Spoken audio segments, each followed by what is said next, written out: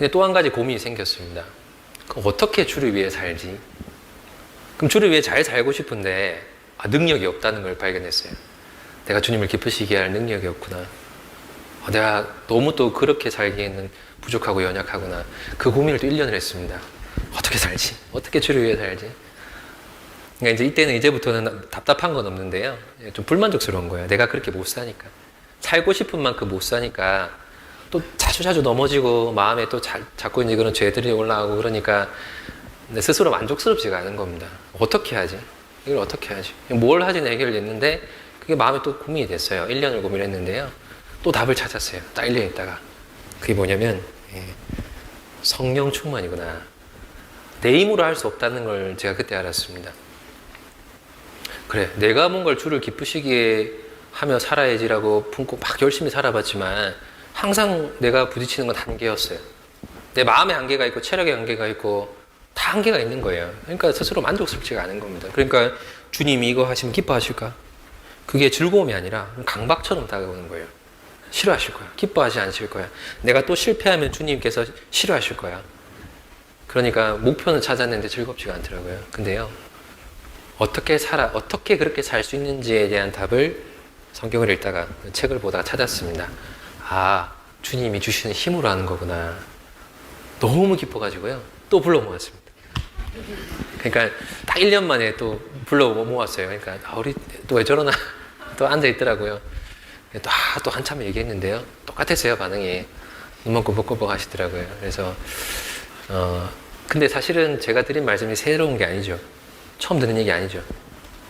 주를 기쁘시게 하는 삶을 살아야 되고 성령 충만해서 살아야 된다는 거는 늘 들어왔습니다. 늘. 근데 제 마음에 그런 어떤 갈등과 고민이 없으니까요. 그냥 그런 말처럼 드리는 거예요. 늘 듣는 말처럼. 근데 제가 구원 다음으로 크게 깨달은 게 이거예요. 그래. 내가 뭘 하는 게 아니라 하루하루를 주를 기쁘시게 하며 사는 것이 그게 내 꿈이다. 그리고 그 일을 위해서 하루하루 주님의 인도를 받는 것이 그게 꿈이다. 주여, 내가 무엇을 바라리요? 나의 소망은 주께 있나이다. 그러니까요, 그냥 굉장히 삶이 명쾌해졌습니다. 내일 뭐가 될까 고민 안 해도 돼요. 하루하루 사는 거예요. 우리가 내일 일을 모르잖아요. 내일 일을 자랑하지 말라 그랬습니다. 내일 일을 염려하지 말라고도 했어요. 좋은 일이 기다리고 있건 나쁜 일이 기다리고 있건 내일은 아직 오지 않았잖아요. 나에게 허락된 건 오늘 하루입니다. 오늘 하루. 내가 고민할 거는 오지도 않을 미래를 고민하지 말고 내가 당장 주어진 오늘의 시간 어떻게 선택을 하며 어떻게 실패하지 않고 어떻게 죄 안 짓고 살아갈까. 하루 정도는 우리도 할 수 있잖아요. 하루 정도는. 주님 오실 때까지 죄 짓지 마세요. 그러면 누가 어떻게 그걸 지킵니까? 근데 적어도 오늘 점심 먹기 전까지는 죄 짓지 말자. 그렇게 마음먹으면 그건 할 수 있잖아요. 오늘 하루만 죄 짓지 말자. 오늘 하루만 전도에 힘쓰자. 그건 할 수 있잖아요. 그렇게 하루를 채웠습니다. 그 하루가 모이면 그게 인생이 되는 거예요. 나중에 우리가 뭐가 되고 있을지 나도 몰라요. 모르겠습니다. 제가 어디에 가 있을지, 뭘 하고 있을지, 누구를 만나고 있을지 저는 모르겠어요. 근데 걱정은 안 됩니다. 뭔가 되어 있겠죠. 하루하루를 주를 기쁘시게 하며 살면 아마 그날도 기쁘게 살아가고 있을 거예요. 미래는 우리 게 아닙니다. 비전은 멀리 있는 게 아니에요.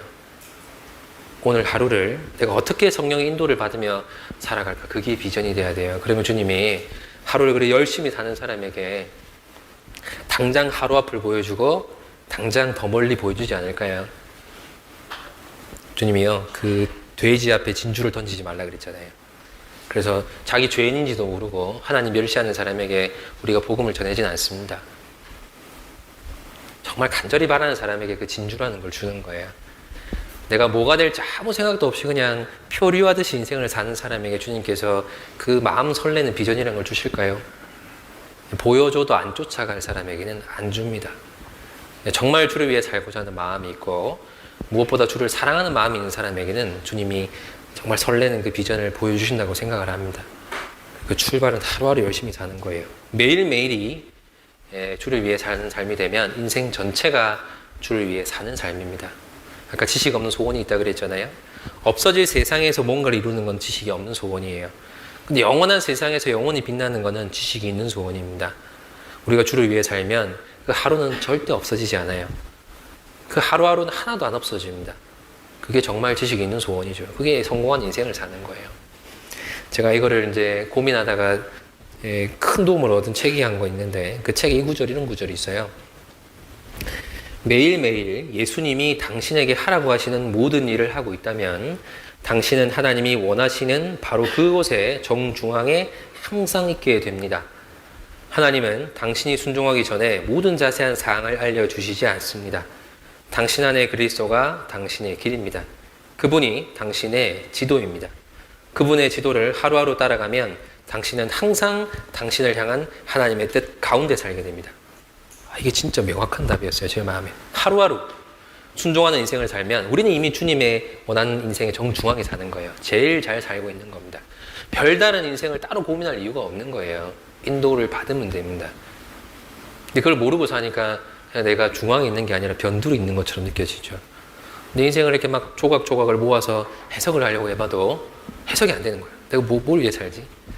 근데요, 우리가 주님이 기뻐하시는 삶을 매일매일 하고 있다면 잘 살고 있는 겁니다.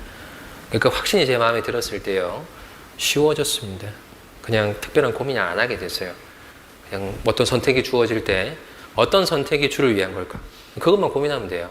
그리고 그 선택을 하면 되죠. 이 시간을 어떻게 보내는 게 옳은 것일까 생각하고 그 시간만큼만 귀하게 쓰려고 하면 고민이 특별히 할 필요가 없습니다. 그렇게 하루하루가 이렇게 만들어지면 나중에 제 인생이 뭔가가 돼 있겠죠. 그게 제 비전이 됐습니다. 너무 쉽고 좋았어요.